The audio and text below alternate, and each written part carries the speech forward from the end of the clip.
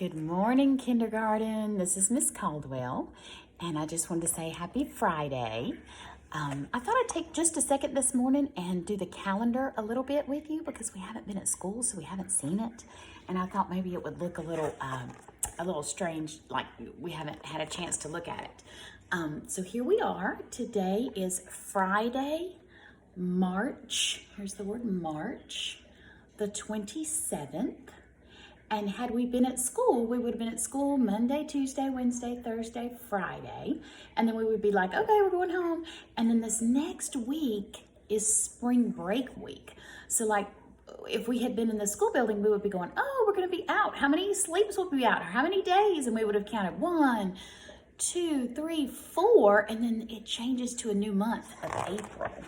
So we change over to April and we go 5, 6, 7, 8, 9. Those 9 days are spring break days. So those are the days that you're supposed to be hanging out with family. You don't have to be sitting in front of the computer all day. Read some books, of course. That's what we always say on spring break. We always say, wear your bike helmet, and ride and play, and maybe it'll be warm enough so you can get out the sprinkler or play outside, do some stuff that's fun for you, okay? And then when we come back to school, unfortunately, the governor, in order to keep us safe, has said we have to spend about 3 more school weeks doing school at home, okay? Ms. Caldwell thinks that's a long time, but I understand, and I'm going to be supportive, and we have to take care of ourselves. We don't want everybody to get sick. And I'm afraid if we did go back to school, that we would have a lot more people in our families getting sick.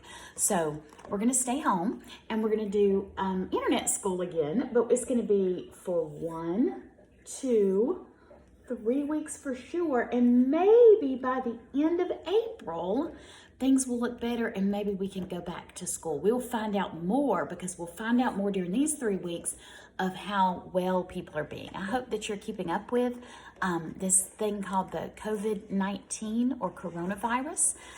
It's something that makes people very sick, and you get it from just, we talked about germs so much before we left. We get it from touching things that other people touched. We get it from hugging and being too close to each other. And if someone has a germ and they don't really even know they're sick, but they may pass it to somebody who's not sick, and then they take it home and give it to somebody else who's sick. It's crazy. Miss Caldwell's trying to be really careful because I have an older mom and dad, and I'm worried about them getting sick. So I have to be really careful about where I go. I'm wearing gloves everywhere, and I even have, since Jake, Jake, one of my little boys, he works in at a funeral home, and they have to wear these things. So Miss Caldwell even has one of these, and when I go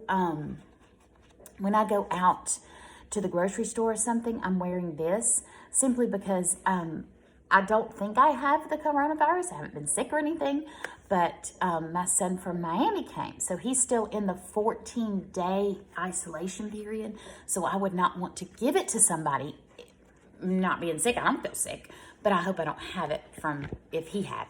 Anyway, we think we're fine. Everybody's fine. I hope you're fine. Let me know how you're doing. I guess that was all I wanted to say about that business this morning. Very quickly, earlier this week, I think it was Tuesday, I read a story about the bald eagle. We've already heard about, actually, we've talked a lot about the Statue of Liberty. And we, of course, know the American flag. I hope that you take a minute to listen to the Star Spangled Banner and say the Pledge of Allegiance, because you're missing that every day. And when we come back to school, we're going to need to hear that. I actually heard Dr. Mayberry was saying that she might be able to have the newscast on for us. And she's going to link it onto our school website stuff. If you have not been able to go on to ClassLink and log in, okay, I need you to get your parents to help you. There's a little video in those messages that I sent you, and it's got a lot of letters and numbers. It's your name and your lunch code, and then it has an exclamation mark, and then anyway, the The video tells you exactly how to do that, and I will be happy to help if you need to call me. I will talk you through how to log in.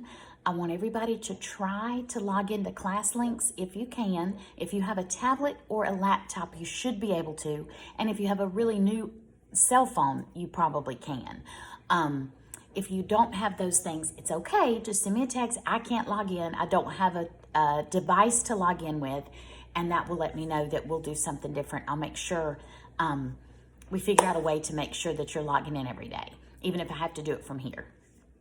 I guess that was it. I'm not going to keep you long today. Remember, I showed you those books for a reason, because today's social studies lesson has something to do with all of the things that are symbols for the United States of America.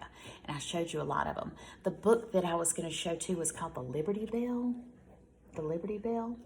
And this book is by Lloyd Douglas. And it is about this big bell that was created in 1752. It's a really big bell. It says the Liberty Bell is an American symbol. It's a symbol of freedom for America. They rang this bell when the Declaration of Independence was signed. And they also rang it to celebrate something in Pennsylvania in 1752.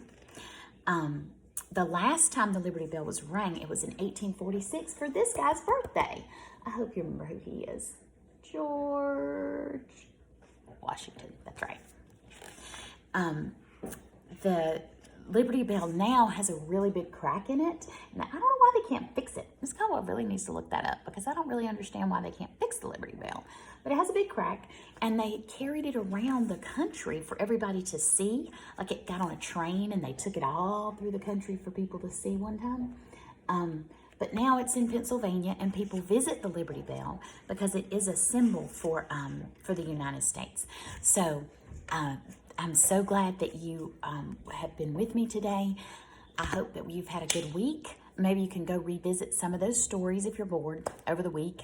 And if not, we'll have some more stories. I may have story links so you can hear somebody besides me reading, even though at getepic.com, getepic.com